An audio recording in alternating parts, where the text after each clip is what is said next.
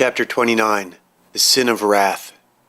Morgenstern wiped clean the knife he'd used to sever his optic nerve and approached Ashley. An eye for an eye. He straddled her, tilted her head back, and positioned the blade. The janitor coughed and stirred. He stumbled to his feet. The Reverend's collar was plainly evident, and a hush fell over the room. "I know you." Morgenstern lowered the knife. "Something you'd like to say?" he asked. The drunken Reverend turned away from the half-blind giant and projectile vomited all over Dunkirk and the Texan. The two men leapt to their feet, howling in disgust. The vomit reeked of fruit and alcohol, as the man had been drinking rum. The Texan raised his weapon. It was covered in red and yellow syrupy chunks. They dripped and ran from the gun, all down his hand and arm. He waved the slop away, flinging the pungent bile to the floor.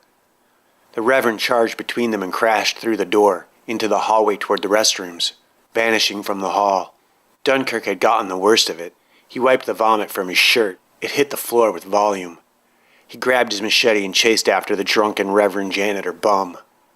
Morgenstern turned back to the business of mutilating Ashley's soon-to-be corpse. Dancer nudged Slick. "Do something, asshole." Slick was already pointing his gun in Morgenstern's general direction, and when Dancer hit him, it fired. The flechette gun was not a powerful weapon. Designed for self-defense, it was not a killing tool. Yet several of the darts found their target. Two buried themselves in Morgenstern's upper back, another in his shoulder, and a fourth gashed his neck and jaw. Morgenstern turned on Slick, his knife glistening in the low light. Slick fired again. The darts spread low. A few found Morgenstern's upper thigh as he lurched forward and hurled his knife at Slick. The blade penetrated his chest with a wet thud. The wounded teen fired one last time. Morgenstern took 6 darts to the chest and didn't flinch. Everyone remained silent, tense. They waited for something to happen, and so it did. The Texan then raised his revolver at Slick and the teens, but Slick collapsed, dropping his weapon. Abbott moved, hurling his chair into the Texan's face. The weapon fired, the bullet ricocheting into the ceiling as the metal chair knocked the revolver from his hands. Abbott threw himself at the unarmed Morgenstern. He delivered a haymaker catching the big man in the chin, knocking him from his feet. His momentum carried them both through another row of chairs and onto the raised platform of the podium. The teen picked the mortician up and drove him straight downward through the platform, slamming him into the lower floor. Auntie leapt away from the fight, her knives flashing. Keller stepped aside and watched Abbott pummel the struggling Morgenstern. Nelson, too, backed away, while Nate, Dancer, and Candy huddled over Slick's wounded form. Abbott rained punches down onto the clearly losing Morgenstern. The other silent members of the evening's festivities, Cortland, Dr. Malice, and Escarito's friend the gardener, watched as though they had ringside seats at an exclusive event. No one seemed inclined to interrupt. The massive teen savagely struck at the giant mortician's face over and over again. The wet thuds grew further apart as he ran out of steam, and it ended. Then Abbott stood, exhausted. Keller stepped in front of him, deliberately confronting, challenging the teen. Abbott laughed. They attacked each other at the same time. Abbott hit Keller in the nose, destroying the cartilage and breaking the nasal bone beneath. But Keller's leopard fist smashed into the young man's throat. The collision knocked both men to the floor. They rolled apart. Warden Keller had a fountain of blood running from his nose. He found his feet and pinched the bridge, shutting off the crimson stream. Abbott fought to get to his hands and knees. He coughed. Blood colored the air in front of him. He slumped to the floor, where he lay, struggling to breathe. Otherwise, the room was quiet. The stinking Dunkirk entered the bathroom to find the Reverend puking in his stall. He fumed but didn't advance. Wrestling a vomiting man from a toilet to hack him up was seemingly a bridge too far for the man who had murdered women and children without inhibition. Dunkirk took a deep breath and walked over to the sink. He washed his face, arms, and shirt, and then left the restroom. In the main hall, Ashley woke. The last thing she remembered was gouging out Morgenstern's eye and being throttled. Mr. Nelson Gransell, her attorney, stood directly before her. They stared at each other. The room was littered with victims. To Ashley's right, Nate, Dancer, and Candy were huddled around Slick, trying to keep him breathing, despite the massive hunting knife protruding from his chest. Across from them, the Texan tended to a busted lip, courtesy of Abbott's flying furniture. Beside her, Detective Cole lay sprawled against a wall, where he'd crashed after Texas put a bullet in him. Esquerito lay a bit further away, still unconscious due to Cole's superior blind fighting skills. Abbott was sitting on the edge of the podium, rubbing his throat and keeping a cautious eye on Keller, who sat nearby, smoking a cigarette. Morgenstern lay beyond them, twitching occasionally. Governor Auntie Mame perched on the edge of her chair, watching everything, her hands still clutching her carving knives. Ashley was breathing okay. Her hands moved to her own throat. Her swollen and damaged left naturally caught the loose cuff of the right. That was when she saw the gun on the chair next to her. Nelson saw it too and leapt for it. In slow motion, Ashley glided out of her seat. She moved straight forward, away from the weapon. It would wait. From a solid stance, she slammed her right elbow into Nelson's face. Her defense attorney had been solely focused on the gun. His nose and spectacles snapped like cold glass against concrete. Mr. Gransell, serial killer, part-time lawyer, and full-time sanitation engineer, went down like a sack of potatoes. Ash snapped up the handgun as Dunkirk stepped forward. He froze, machete held low at his side. Ashley moved to her right, keeping the whimpering Nelson between herself and Mr. Dunkirk, forcing him to navigate that obstacle first, before he could attack her with his blade. "It's unsafe," the vomit-soaked Dunkirk asserted. Holding Dunkirk's stare, Gransell on his knees between them, Ashley's thumb slipped over to the selector switch and clicked the weapon over to fire. She cocked the hammer. "Want to bet it's unloaded too?" Her vocal cords hadn't escaped Morgenstern's crushing grip unscathed. Dunkirk lowered the machete to his side. Everyone's attention was now on Ashley. To her left, Abbott stood.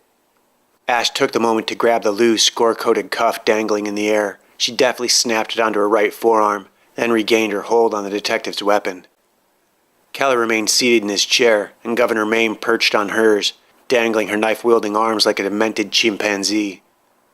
The bleeding and whimpering Nelson, on his hands and knees, found his broken glasses and tried to piece them back together. Ash moved past the unconscious Esquerito and Detective Cole, towards Nate, Dancer, and Candy. Slick looked deathly pale. Struck by the smell emanating from his clothes and skin, Dunkirk scowled. He swung his blade with impatience and stalked back toward the restroom.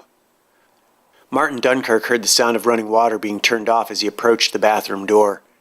He heard the flick of a lighter, followed by the sound of the man puffing on a cigar. He was smoking. Dunkirk tried to enter the room as quietly as he could, but the door creaked, the handle jiggled, the machete bumped against the frame, and his foot hit the metal sill. Except for the smoke, the bathroom stood empty. Through the obscuring haze, he saw several liquor bottles standing on the counter, their contents clearly mixed with soap, their tops plugged with soapy wet paper towels. A gunshot came from the main room, followed by screaming, the hysterical screaming of a man, screaming like a woman. Dunkirk turned back just in time for a bottle of soapy alcohol to be broken over his forehead. Half blinded by the glass and runny syrup, he felt himself pushed and steered out of the restroom, his face used to batter open the door. Moments earlier, Ashley clutched the detective's gun like the life preserver it was. Absorbed in his pain, Nelson pointed to Detective Cole and raged at her. "You know they sent you to us on purpose? You're bait. They don't care about you. We can kill you or your brother anytime we want." "Not if I kill you first," Ashley replied. "Not if I kill you all." "You don't have enough bullets to kill me," Gransell laughed. Auntie bounced maniacally on her chair. Ash smiled. "Well then, let's get started." With no further hesitation, she shot Nelson in the stomach. He collapsed to the floor, screaming. Nelson was so loud that he woke Esquerito. Then from the hallway, the sound of breaking glass was heard, followed by another high-pitched male scream. The new screamer was being driven toward the closed hall door at full speed. It sounded like a dozen people running toward them. Dunkirk was smashed through the flimsy wooden door. His chest and shoulders were engulfed in flames. He crashed through several rows of chairs, took 3 bullets from Ashley, and 3 more from the Texan, before collapsing in the center of the room, thrashing and burning. The screams ended as Dunkirk inhaled fire, cauterizing and sealing his lungs. Lying in the center of the room, riddled with bullets, flames danced across his squirming and flailing torso. As the flames fell, his gyrations decreased. The fire had cooked his internal organs, and the bullets had let some air in. The man's brain, otherwise intact, experienced all of it. The Reverend stepped through the doorway. He had a lit cigar in his mouth and 3 flaming half-pint Molotov cocktails in his right hand. With the free left hand, he held his billowing coat. He wore the preacher's collar, and a large silver cross hung from his neck. Below it, dozens of weapons were strapped and belted over a shiny Tyrolean vest and shirt. A massive blunderbuss was slung from his shoulder, and a bandolier of fist-sized shells crossed his back. Auntie leapt at him from her chair, her twin knives high overhead.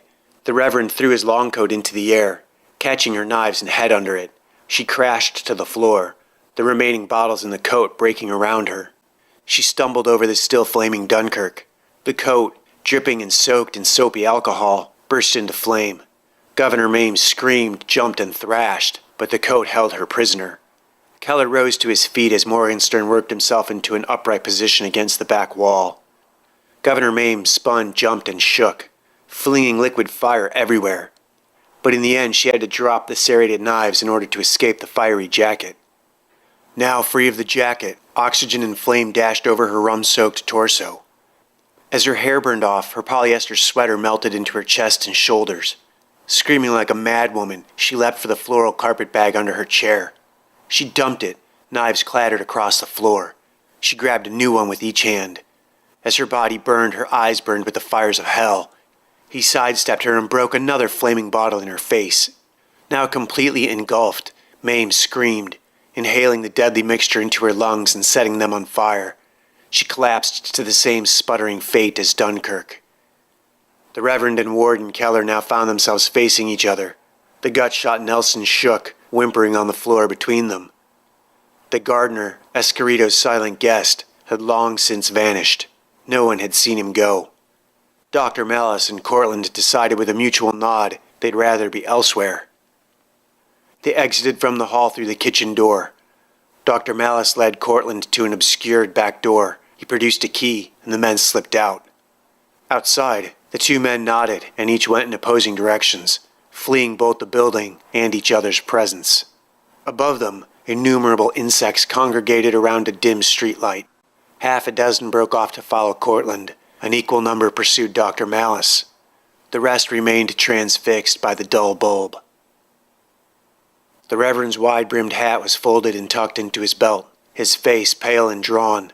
He looked like a man who'd just thrown up a gallon of alcohol. Morgenstern came off the wall as Escarito stumbled to his feet. Ashley and Abbott stood with the Reverend, facing the killers with him. Big Texas had flanked them to their right and crouched in a darkened corner of the room. He held his revolver, with only 2 rounds left, pointed at the Reverend's back. Morgenstern and Keller watched Texas zero in. The Reverend's left hand slipped to the pistol on his right hip. He pivoted it in its hinged holster, fired 3 shots at the Texan without looking, only scoring a single hit. Keller and Morgenstern remained still. The Reverend spun and blasted the Texan with the blunderbuss.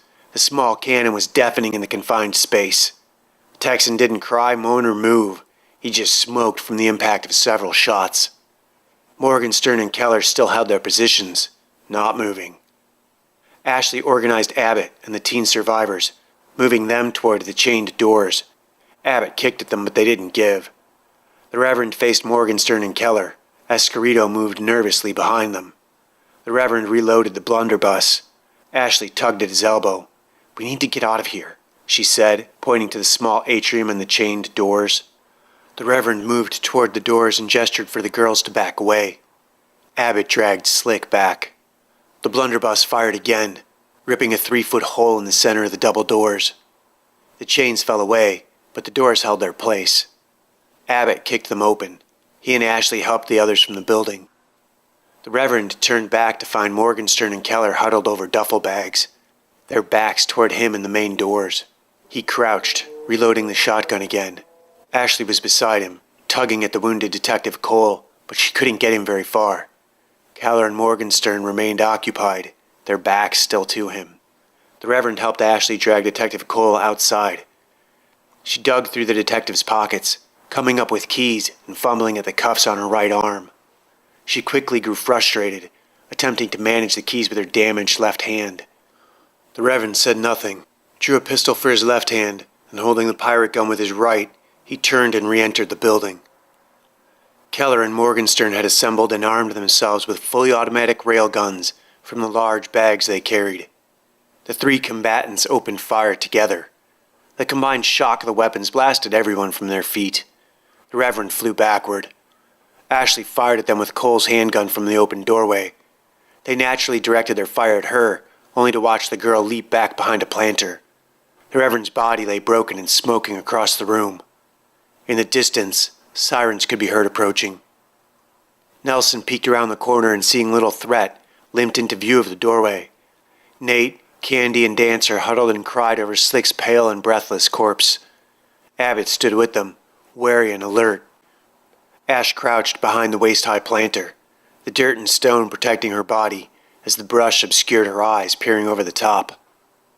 She rubbed her swollen left hand for a moment, until movement grabbed her attention. With the detective's weapon aimed directly at Nelson in the doorway, Esquerito sprinted through the darkness behind him, and Ashley's figure twitched on the trigger. The bullet slapped into Nelson's chest. Ash held her aim on the doorway as Morgenstern and Keller lurched into view. She fired 5 rounds before automatic bursts from their rifles cracked the front of the planter she hid behind. Keller came forward and put 2 bursts into the group of teens. Then he dragged the stumbling Morgenstern toward the kitchen. Ashley returned fire, but her rounds seemed to have little effect. She suspected he must have been wearing a Terrellium weave coat. Dancer, Candy, and Nate lay on the ground near Slick and Abbott. For ammo, the railgun used water mixed with iron shavings, flash frozen before being fired by a magnetic charge. The teens' bodies were shredded. Blood ran and mingled in a spreading pool. In the kitchen, Esquerito found the door Cortland and Malice had used. It was unlocked. Seconds later, he was sprinting down the alleyway, driven by the sound of approaching sirens. Pablo Esquerito was also chased by a variety of robotic insects. Several more airborne bugs left their place around the streetlight and moved off in groups, seeking out the other members of the evening's event and settling unseen in their clothes. The sirens grew louder. Ashley moved into the alley, running alongside the building, away from the well-lit street. The dark, litter-strewn corridor seemed quiet and safe. Bugs swarmed around Ashley's face and hair. She swatted at them. She heard a noise, and a door opened beside her. She froze.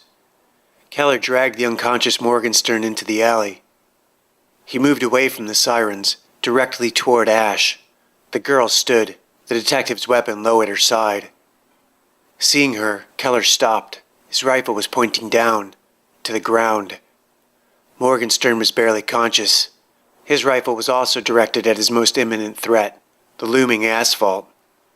Ash raised the pistol. Keller tried to bring his rifle around, but the muzzle couldn't possibly reach her in time. Ashley fired. The bullet slapped into Keller's cheek and punched a chunk out of the back of his head. Keller fell forward to the ground, Morgenstern with him. Ashley fired 3 more shots into Keller's back. His bullet-resistant jacket did little resisting at this range. Blood splashed into the air. She then put 4 rounds into Morgenstern's back. His Terrellium jacket also tore, and he bled. For good measure, she put a round into the back of his head. Ash lowered the gun. In the wake of the shots, her ears rang in the narrow alleyway. She watched their blood run into the dirty water, together racing toward the lip of a sewer drain. Gradually, the vacuum of sound was filled by the wailing scream of approaching sirens and the shrill screech of electromagnetic brakes. Doors opened and slammed shut. Voices shouted commands and were echoed by others. Ashley sprinted down the alley at top speed, the pistol in her hand. The narrow alley was at a slight decline, and she moved so fast, the slightest misstep promised to throw her to the pavement with bone-snapping force. A couple of blocks from the chaos, she spotted a junk bin and rested for a minute. She found a semi-clean rag, wrapped the handgun, and tucked it in her waistband. She moved on, using one hand to hold it in place. Rush hour was long over. Now the flowing traffic was directed toward restaurants and bars. Ash stayed to the alleys until she reached a stairwell leading down to a residential district. The lithe girl slipped from the uptown commercial shelf and jogged through residential neighborhoods. She kept an even pace, parallel to the metro line. She didn't allow herself to break into a sprint or slow to a walk. The only problem was the gun. She had to carry it in her hands, as her hospital pants really weren't up to the challenge of keeping it secure against her waist. It was a hassle, but she didn't think it would be wise to pitch it. Thankfully, just as she threatened to overheat, the heavens cooled and a light rain chased the sweat from her body. The water energized her, giving her another 20 minutes of speed, carrying her away from the chaos on the uptown shelf. Ash didn't have to wonder where she would go. Weary and battered, the rain-soaked girl reached the next metro stop and punched her family Kodak into the ticket kiosk. Her father had never fooled around when it came to security. After he'd been killed the last time, he'd locked down a dozen secret family accounts. Ashley and Jeff had been forced to memorize all of them. Ash was so tired and angry, she realized she was failing to properly appreciate her father's forethought. She actually kind of hoped someone would suddenly arrive to either rescue or confront her, like last time, but no one did. She caught her reflection in a poster glass, felt like she was looking at an alien. She hadn't seen herself in almost a week. She was bruised and battered, her face covered by scratches and blood from the evening's excitement. Worse than that, she looked broken, defeated. Her eyebrows furrowed and she glared at herself. Anger, fire, that was better. She could handle that. Yes, that was who she was. The hostile competitive ballerina, the girl who'd beaten every boy at Kung Fu camp and had been nicknamed Everest. The girl who'd outrun a train and jumped from the crown of the city with nothing but a kiteboard. She was the girl who'd fought a serial killer and avenged her father's murder. The kiosk beeped at her. It printed her ticket, and she took it. A few minutes later, the train arrived. She boarded and collapsed into an empty booth. Her feet hurt, her neck hurt, everything hurt. Ashley watched the city from her window. She saw ambulances and police vehicles whizzing by, sirens flashing. Perhaps they were on a different call, maybe a fire or a burglary. It was possible the emergency crews were headed somewhere else in the massive city. She laughed to herself, closed her eyes against the rain-speckled glass, and slept. Part 3. On Dying.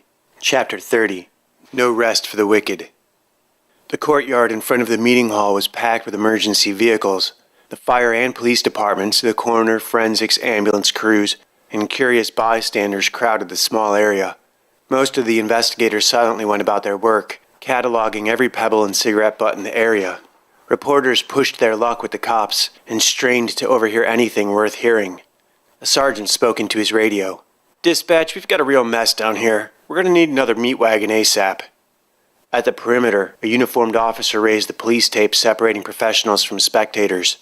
Chief Del Toro nodded his thanks and ducked under. "How bad is it?" he asked the nearby lieutenant. The officer gestured to forensics investigators who hovered over the corpses.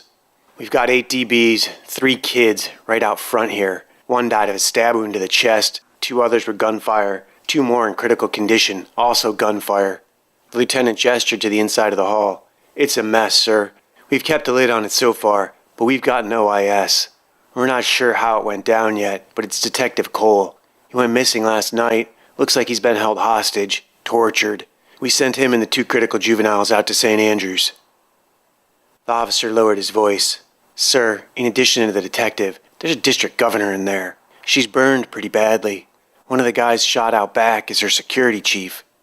"Who else knows about Cole and the governor?" Del Toro asked. "As it happened, I pulled their IDs. So as of this moment, just you, me, and God." Del Toro gripped the man by his shoulders, looked him in the eyes. "Keep it that way, Lieutenant." "No worries, Chief." The light drizzle thickened into actual rain and began pelting the crime scene, making further documentation almost impossible. Talk about a shitstorm, huh? Chief Del Toro sorted through the mess in his head. Cole had been rooting out a vein of corruption on District 13. He'd connected Dunkirk to the orphanage, but D13 was something of a black hole when it came to jurisdiction. Crimes against non-citizens, even though they might be children, were hardly a priority when it came to law enforcement budgets, especially if citizen parents weren't present to force the issue. Del Toro's mind raced. Cole had believed Governor Mame was directly tied to the mayor. This was it. Cole's big case. The whole enchilada. Even though there was plenty of beans, cheese, and sauce. There was no meat. There were plenty of dead bodies, but more questions than answers. Del Toro walked through the scene. He watched the investigators transfer the deceased victims into body bags and into the back of the truck. Later, sitting in his car, Chief Del Toro dialed the mayor's office and explained the situation. Governor Agatha Dorchester Mame, Warden Keller, and homicide detective James Cole have been involved in an incident. A what? Secretary Waltman asked. What kind of incident? A shooting incident. They're dead. And, Waltman asked, there was another suspect killed along with them. Who might that be?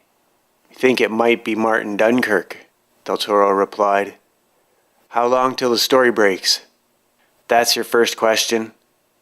For the mayor's office, yes, Chief, this is politics. How long?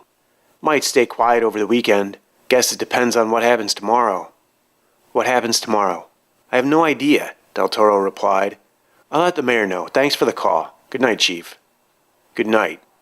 Del Toro terminated the connection and squeezed the bridge of his nose.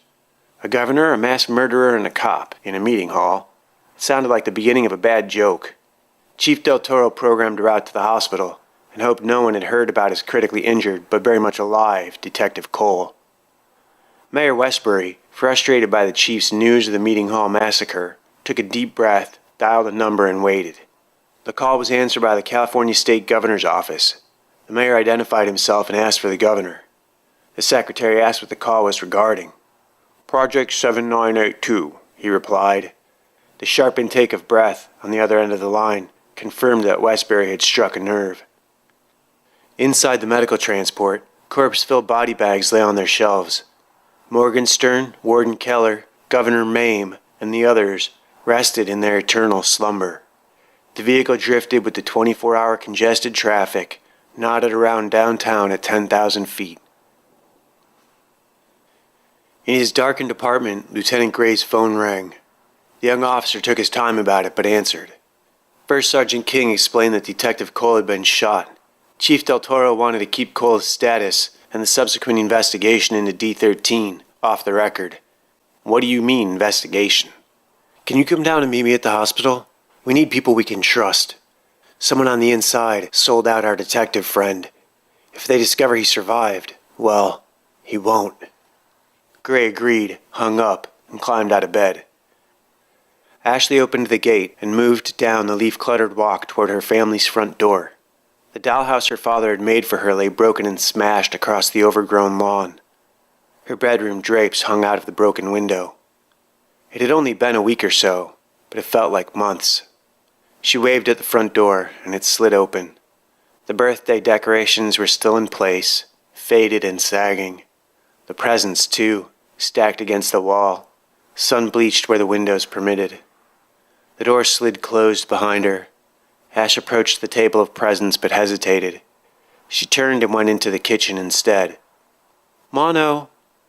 Ashley called to him several times, but the giant cat did not appear. Suddenly starving, she opened the refrigerator. In the downstairs living room, she ignored the fine layer of dust and collapsed onto the couch, her snacks in a pile on the table. Ash triggered the vidstream by remote and fell asleep. Malik Watkins finished prepping the several bodies for autopsy. He'd removed the plastic body bags and the victims' clothing and sent them to the hair and fiber lab upstairs. He'd then covered the bodies with thin linen sheets. Once finished, he'd taken a break, leaving the rooms to Bill Martinson, the junior assistant on duty. Doing his paperwork at the front desk, Bill heard the unmistakable sound of someone moving behind him.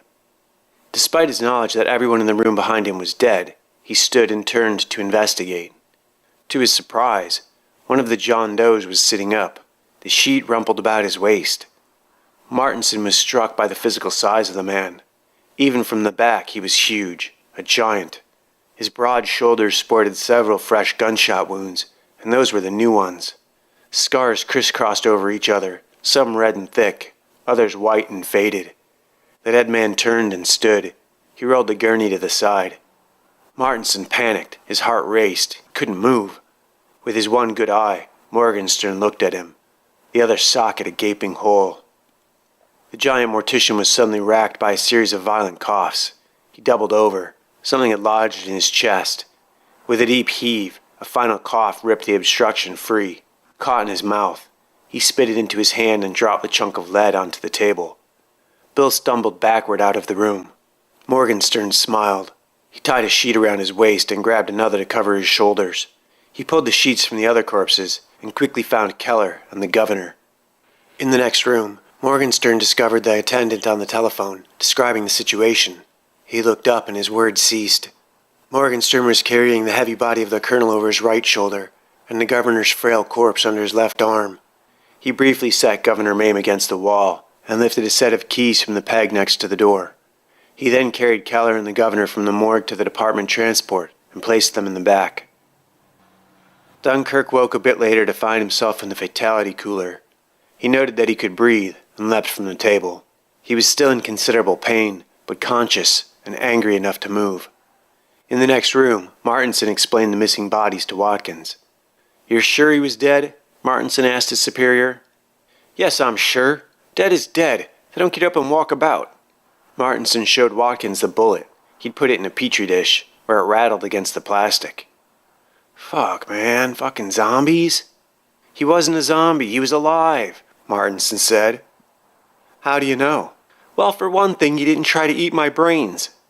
"They do like the brains," Watkins smiled. "Yeah, so I've heard." Dunkirk, the skin of his face and neck burnt to a blackened crisp, his teeth exposed in a hideous grin, opened the door and dragged himself into the room. Malik's jaw dropped open. Bill was closer. Dunkirk charged and crashed into him, biting at his head and neck. They collapsed into a tangle of limbs. "Zombies!" Malik ran for the door, but Dunkirk was there, biting at his neck, digging into the soft tissue. The man cried out as his life's blood splashed down Dunkirk's throat. The last image his brain processed was that of Bill Martinson, his colleague and friend, murdered by similar bite wounds to the neck. Dunkirk stood over his victims, burnt and covered in fresh blood. He stripped the larger Watkins of his clothes and dressed. A couple of minutes later, Dunkirk stumbled out of the morgue. He wore pants, stolen off the dead attendant, and an EMT jacket over his shirtless chest. He was barefoot, his charred skin cracked and oozing fluid. There were no vehicles nearby. The ruined killer charged up a nearby stairwell into another part of the facility. He found himself on the emergency tarmac.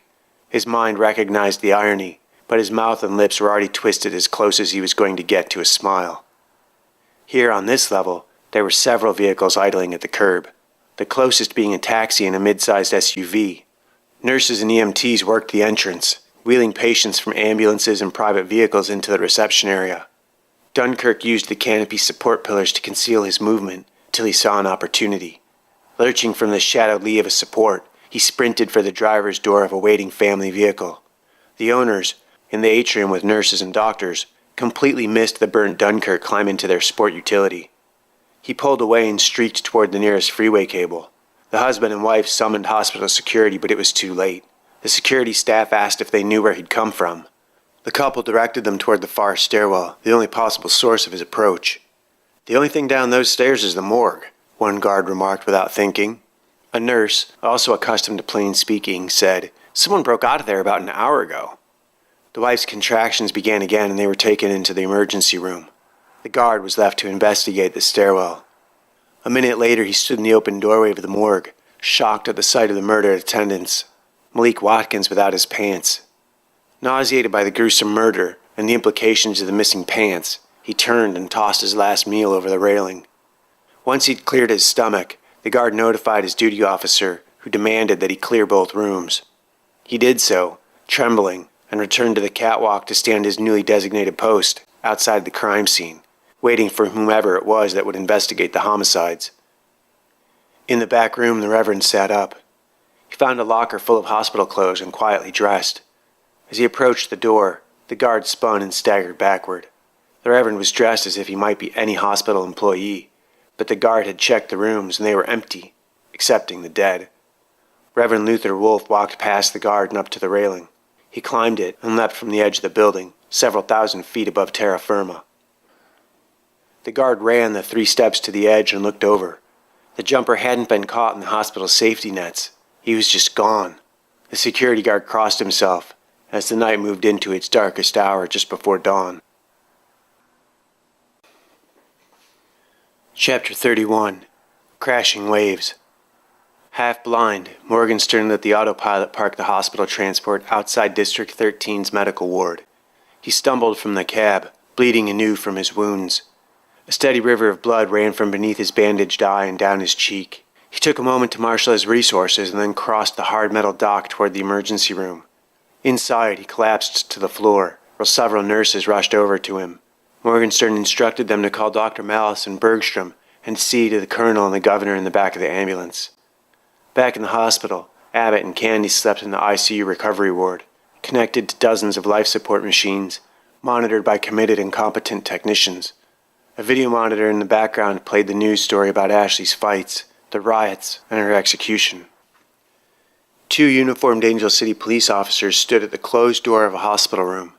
Inside, Detective Cole lay in his bed, his face, neck, chest, and arms painted with a mixture of the blue healing goo Ashley's father had invented so long ago. First Sergeant King sat in a chair next to the detective, while Gray leaned against a far wall. Chief Del Toro paced back and forth at the foot of Cole's bed. The detective raised his head. "Chief, you gotta stop that shit. You're making me seasick." He looked at them. "You guys look as bad as I feel." First Sergeant King laughed. Gray smiled. Chief Del Toro leaned forward. "A case exploded all over my street, Detective." "Did we get anything?" "If you mean by way of questions, we got a shit ton of those. We had a bunch of cold bodies, but somehow we've managed to lose half of them. Answers, we don't have." A confused look was the only response Cole seemed able to manage. Chief Del Toro explained, "We recovered half a dozen high-profile corpses, including your governor and her colonel, but they walked out of the morgue. The crime scene guy's initial assessment of the gunshot wounds were consistent with a police-issued weapon, and your handgun remains unaccounted for. No one at the scene tested positive for ACPD residue, so at the moment we believe the shooter fled the scene." Del Toro leaned forward, his hands on the bottom rail of the bed. "Detective, have you ever tampered with or removed the state-required transmitter in your firearm?" Cole's face went white. "The recorder on the gun works. I know it does. But the transmitter, it might be on the fritz." Del Toro rolled his eyes. "Can you give us a quick rundown on just what is going on?" "She was there. It was her. Ashley Fox." Cole looked over at King and Gray. "I told you she wasn't dead." "You were wearing a blindfold when we found you," Del Toro stated. "Did you see her, or did you just hear her?" "I got shot. I passed out, but not at first. For a little while I was just lying there. She was there. The big guy introduced her. He announced her, presented her to Dunkirk. But then they got into it about doing her, and the big fucker took first dibs. He was taunting her, and I guess she got out of the cuffs. Somehow. She hurt him pretty bad. That's all I remember."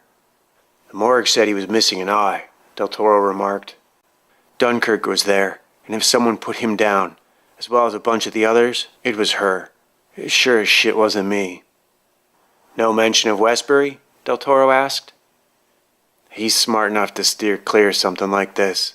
I heard he was supposed to be there, but someone sold me out."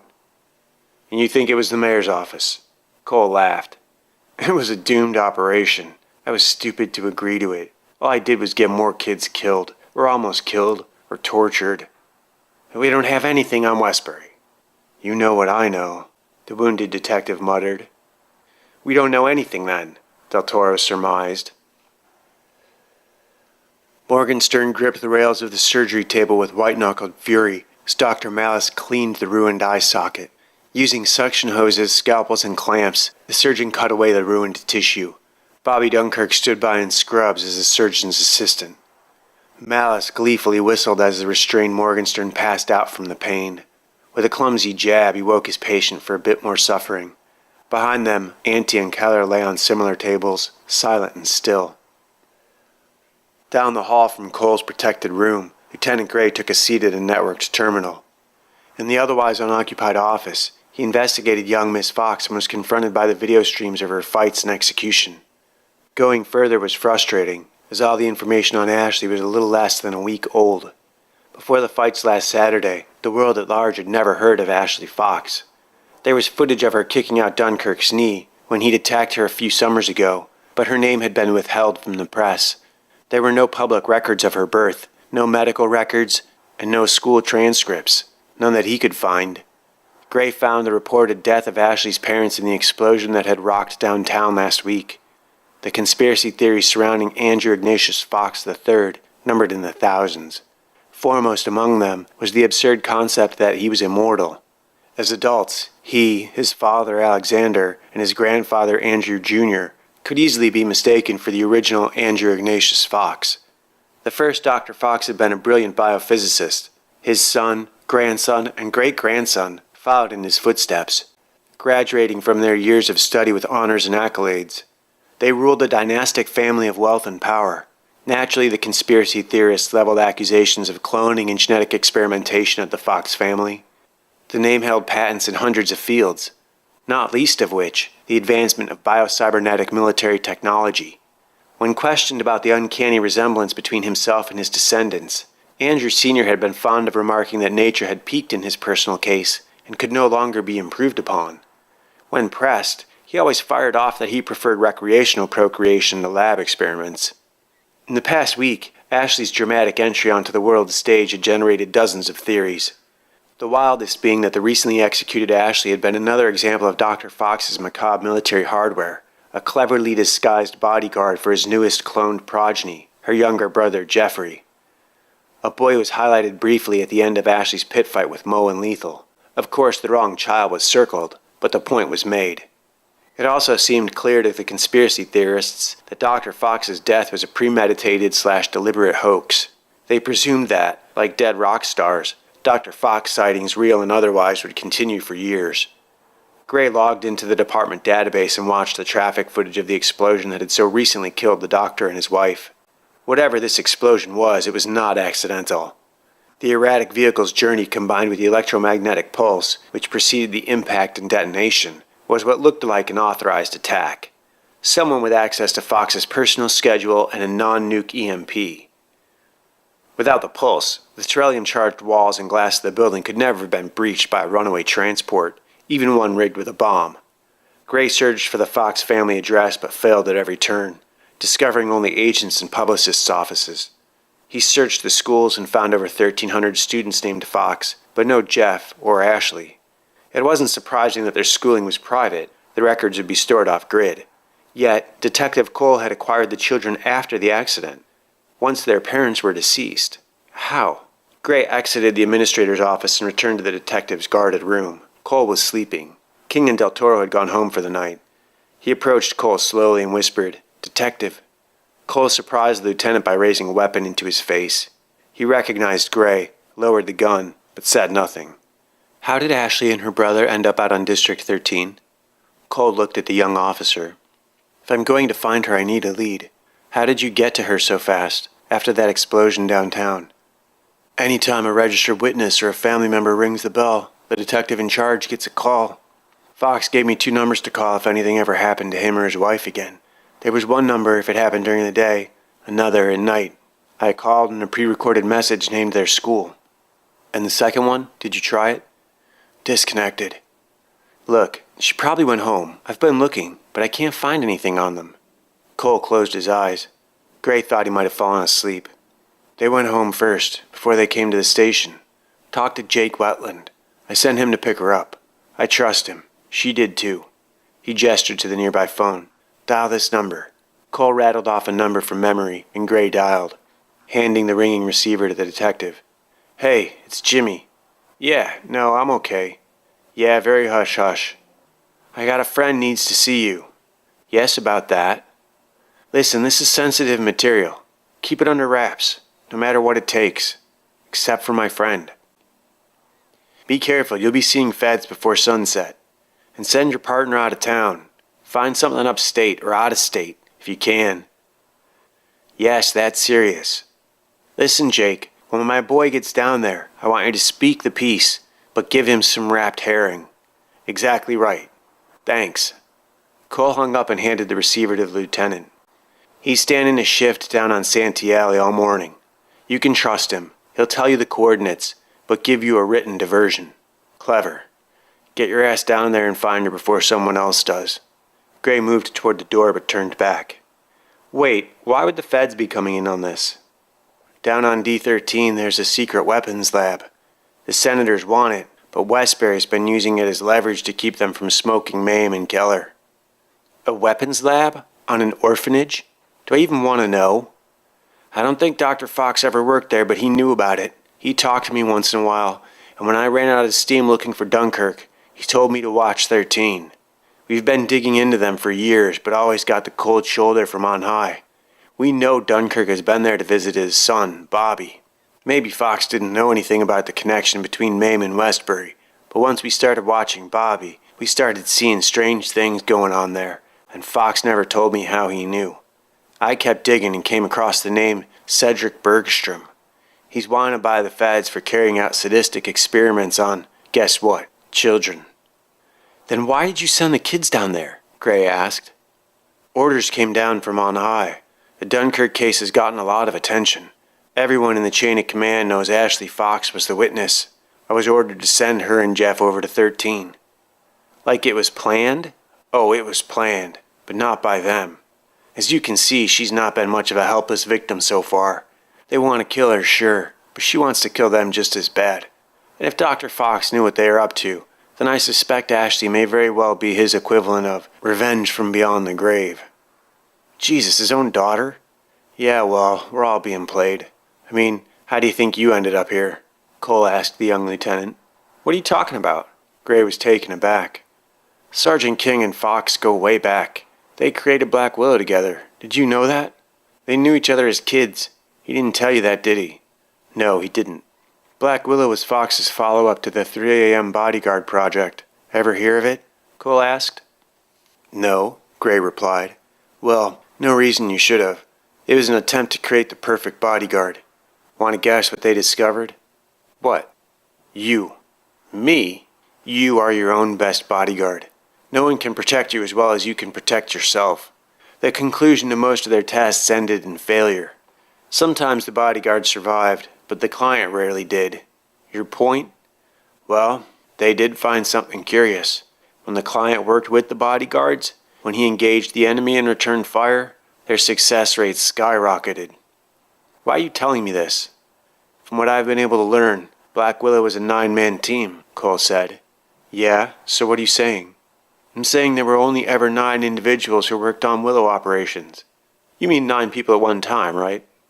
No, I mean 9 names, period. Bullshit. That unit ran dozens, if not hundreds of missions. They're on record losing thousands of soldiers. I even ran a couple third-string Willow ops. You ever meet anyone else work a Black Willow op? We don't kiss and tell. So that's a no then. What are you trying to say? Why do you think you were sent to District 13 in the first place? Look at your all-black codec. You think that's a coincidence? No. Someone's got an agenda for you too, pal. Gray laughed. Well, they don't know me very well then. I have a history of being unpredictable. I believe that's exactly what they're betting on. Welcome to the other side of the looking glass. Ashley isn't done yet either. Gray looked down. There's a lot of innocent kids down there. Lieutenant? Cole nodded. Then Gray was moving down the hall toward the fugitive teen. Chapter 32. Flipping Switches. In the district morgue, Keller began to come around. Cedric and Malice were operating on his face. Bobby Dunkirk stood close at hand. What the fuck is going on? Keller mumbled. The warden's head was locked into a surgical brace, immobilized, his body strapped into the chair below. Cedric gestured for him to keep quiet. He explained in his slow, condescending way. Morgenstern brought you in. You've suffered multiple gunshot wounds. You're missing a significant quantity of brain tissue. Don't know how it's possible that you're speaking.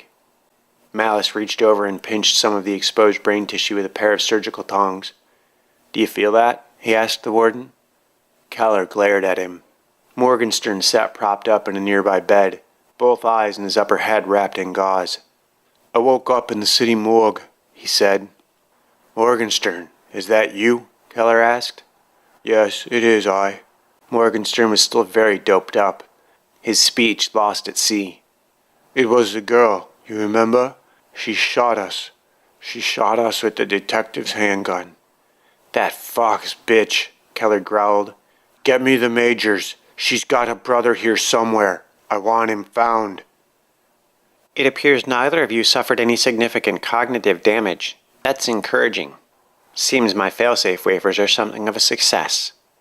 Now shut up, the both of you." In the district command center, the news that the colonel had been wounded had everyone on edge. Over the radio, a nurse requested the watch commander report to surgery immediately. Major Armitage was shown to the ward and surprised to find Keller conscious. "Colonel Keller, sir. I'm relieved to see you recovering, sir. We can do this another time if you want."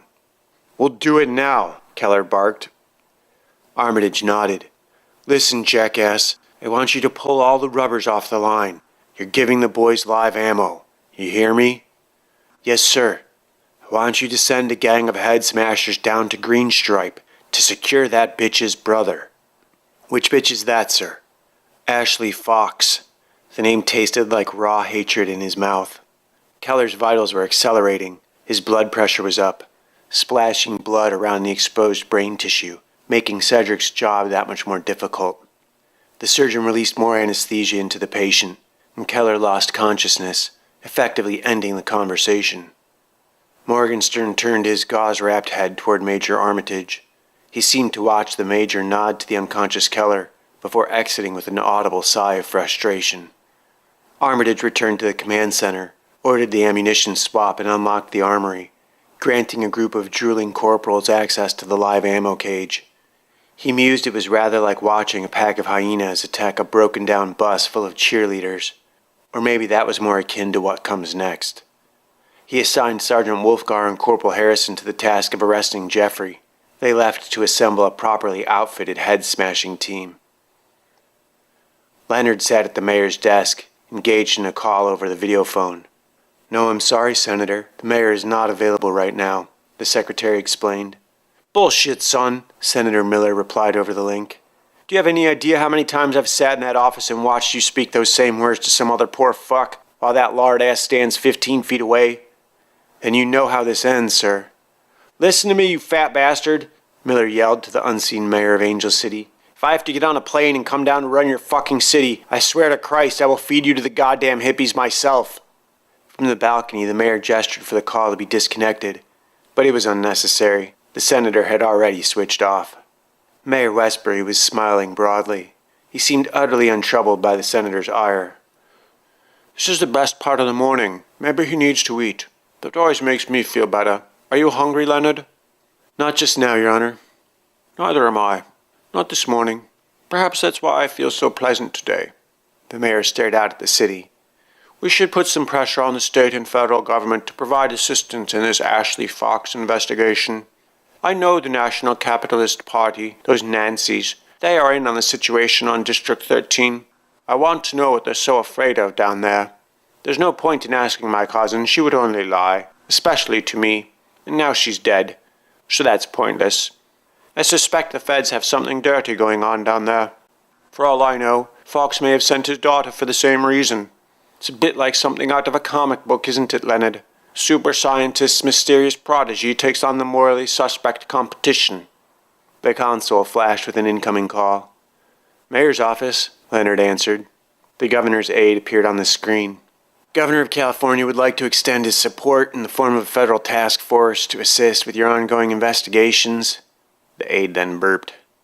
"Please let the governor know that any assistance would be much appreciated," Waltman replied. "Sure." The aide leaned forward and switched the unit off. Mayor Westbury grinned like a jackal. "Call Del Toro. Tell him not to cooperate in any way. Make them spend some goddamn money. I want to see SWAT kites and soldiers and riots and shakedowns all over town. Violate some rights. And if they don't cooperate, drop the anarchists over the side." Leonard knew not to take the mayor literally when he was off on one of his rants. Still, he was disturbed by the concept that the man's primary objective seemed to be a child's image of a city at war, replete with people being dropped from aircraft like bombs. Keller was fully conscious for the last bit of surgery. Cedric and Malice hovered, their fingers moving quickly, cleaning all of the dead and burned tissue from his wounds, and packing the brain area with Cedric's purple healing goo. They couldn't risk giving the colonel any more anesthesia. He had already had 3 times the recommended max. He was safer awake and in pain, rather than comatose and suffering irregular electrocardiogram patterns. The colonel screamed at the assembled majors, who had so far been unsuccessful in locating or even identifying Jeffrey.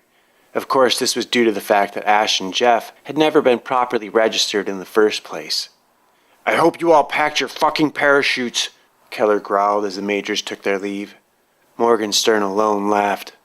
Finished with the surgery, Malice exited, leaving Cedric to stitch and bandage the wounds.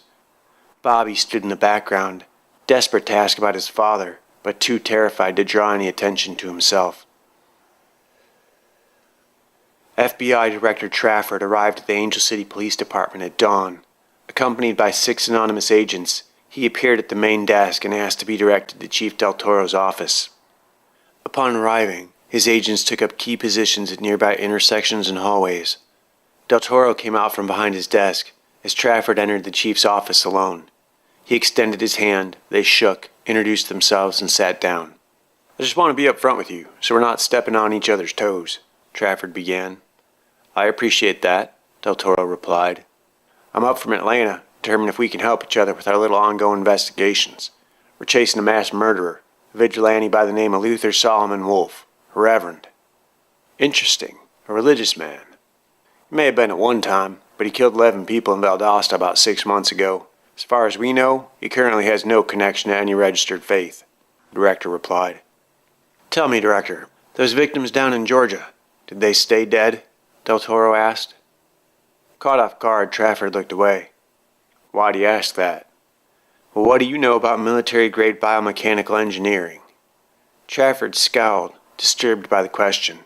He spotted a frequency scanner in the corner. It glowed with a solid negative read. Trafford looked back to the chief, his words laced with condescension. "I know a lot, Chief. My focus is the Reverend.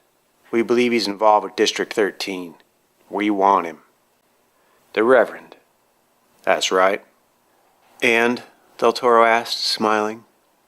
"And I have a writ of extradition should the Fox girl be taken into custody." Trafford removed a folded document from his briefcase and handed it to the chief. Del Toro didn't even glance at the paperwork. He simply slid it to the side as a non-issue. "Miss Fox was executed by the state, Thursday, September 22nd. Didn't they tell you?" Trafford pouted. Del Toro leaned forward. "In the interests of interagency cooperation, let's cut through the bullshit. 4 suspected serial killers, the people responsible for the Fox execution, were reported DOA with your Reverend last night. They all got up and walked out of the morgue. Dunkirk bit 2 technicians to death, bit them in the neck like a wild animal." "Well, now your man Cole, he's not dead either, is he?" Trafford asked. "This is the part where I tell you to go fuck yourself," the chief smiled. "So we'll be looking for Miss Fox on her own then?" "Between us, let me ask you something." Del Toro stood. Trafford stood as well. "Don't you wonder why they sent you down here, after Fox and this Reverend character, instead of after the other gang of fuck-ups?" "Ours is not to reason why." The director offered a weak smile. "Good luck, Director." Director Trafford nodded and left.